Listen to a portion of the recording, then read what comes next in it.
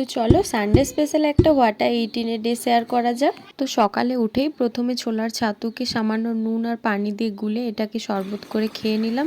আর আমাকে তো এরকম সিম্পলভাবে গুলে খেতেই বেশি ভালো লাগে।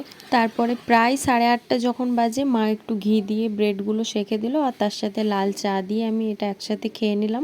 সানডে মানেই তো জানো খাওয়া দাওয়া আর বাড়িকে পুরো ডিপ ক্লিন করা, সেই জন্য আমি পুরো কাপড় জামা যত ছিল সেগুলোকে সব ভাঁজ করে বিছানাটাকে পুরো ক্লিন করে নিলাম, কারণ মা তো রান্নাঘরেই থাকে, টাইম পাই না এগুলো করতে। বেলা 11টার সময় আমরা প্রতিদিন ভাতই খাই, কিন্তু আজ আমার একটু ইচ্ছে করলো চপ মুড়ি দিয়ে মেখে খেতে। সেই জন্য চপ, বেগুনি, মুড়ি, তার সাথে পেঁয়াজ, লঙ্কা, টমেটো সব কিছু দিয়ে একদম ভালো করে মেখে খাবো। লাঞ্চ করতে যাব আর দেখি যে চিকু এখানে খেয়ে দিয়ে অলরেডি এসে বিছানায় ঘুমিয়ে পড়েছে। ওকে একটু আদর করে লাঞ্চ করতে চলে গেলাম। তো আজকে ছিল একদম সিম্পল মেনু। মুগ আর মুসুরের ডাল ছিল, তার সাথে ছিল ডিমের ভুজিয়া, আর একটা শাক ভাজি ছিল, কী শাক জানি না, আর তার সাথে ছিল ওল বাটা। সন্ধ্যাবেলা একটু বাজার দিকে বেরিয়েছিলাম, ওখানে ফুচকা খেয়ে নিলাম। তো আজকের ভিডিওটা এতটাই।